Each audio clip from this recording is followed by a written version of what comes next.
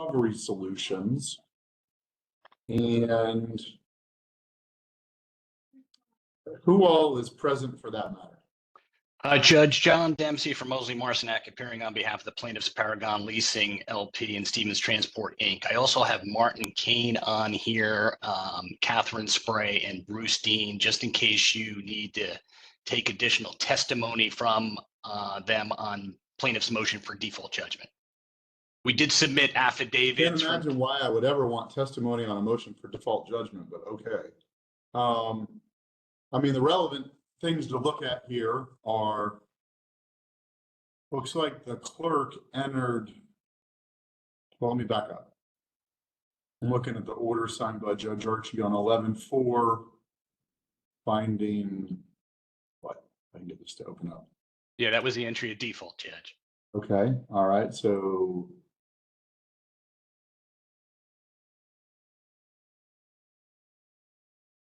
well,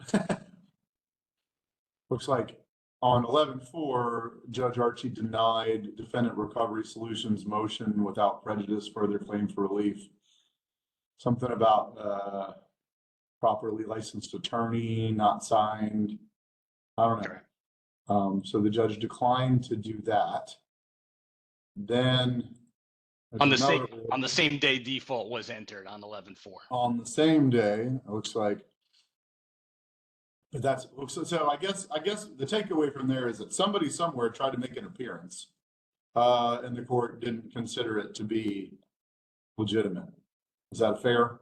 Yeah, Rodney Grissom, who's a defendant, we're suing him in his individual capacity and doing business as NC Recovery Solutions. There's also an NC Recovery Solutions LLC that was in the case. So the judge held that he could not represent the limited liability company because he wasn't a licensed attorney, and he had not filed an answer or response to pleading the plaintiff's complaint, and he just filed the motion. So his motion was denied, and I think they gave him an opportunity to get into the case, but he simply refused to do so. Default was entered on the 4th of November by the clerk, same day.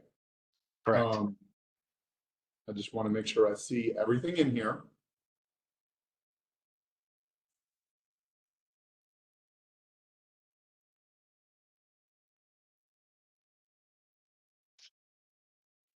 Okay. All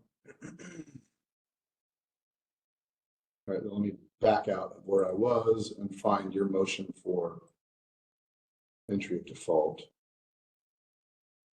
Still nothing.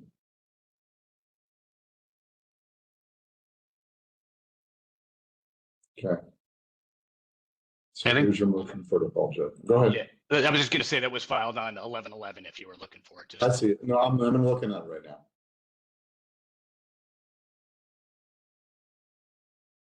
So in a nutshell, Paragon was the owner of a tractor trailer. They leased that tractor trailer to Stevens Transport. A driver for Stevens Transport parked that into a parking facility, which he believes that he paid for. The following day, after he had left his vehicle, it was towed by NC Recovery Solutions, NC Recovery Solution LLC, and/or Rodney Grissom, all three of the defendants. Following day, my client got a bill for $9,000 for impound fee, $4,500 for the tractor, $4,500 for the trailer, and $200 for each one of them for storage.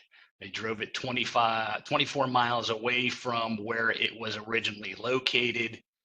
And we deemed those charges to be excessive. As you can see in the affidavit of Bruce Dean, when we ultimately got possession of the tractor and trailer back, it cost his company $1,285 to have it removed and transported.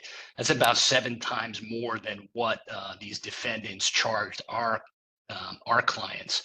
So what we ended up doing is we ended up filing a summons and complaint on July 17th, on July 22nd of 2024, they posted a bond for $11,000, which captured everything that was included in their invoice plus additional storage charges. And on July 22nd, we received a signed order for the release of motor vehicle held for lien. After that, Judge, we made numerous attempts to communicate with the defendants to get the tractor and trailer back. We sent emails, we sent overnight mailings, we sent regular mailings. They tried to evade service. We continually tried to communicate them. On July 29th of 2024, Martin Keene from our office sent the defendants a letter basically telling them that each day that goes by that they don't comply with the court's July 22nd order, we're going to incur damages. So they knew that they had actual and or constructive notice of the summons, the complaint, and the order. The driver, in fact, went back in early August just to get his personal belongings. They charged him a $100 fee. They refused to allow him to obtain possession of the tractor and the trailer. We had some difficulty with the Mecklenburg Sheriff's Office. We even tried to hire somebody independent to go out there to serve the order. There's some affidavits in there that somebody claimed that he no longer resided at the address that we were trying to serve him, or that he's away on vacation. He did finally end up attending the preliminary injunction that was held on August 27th because he did in fact receive the papers that were served upon him. So he did attend that. And on the same day, that's when they released it.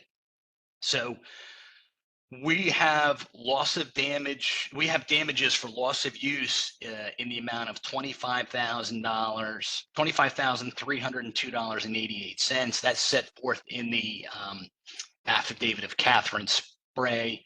In addition, despite having that July 22nd, 2004 order compelling him to release the tractor and the trailer to our clients, he charged us a gate fee for $1,000.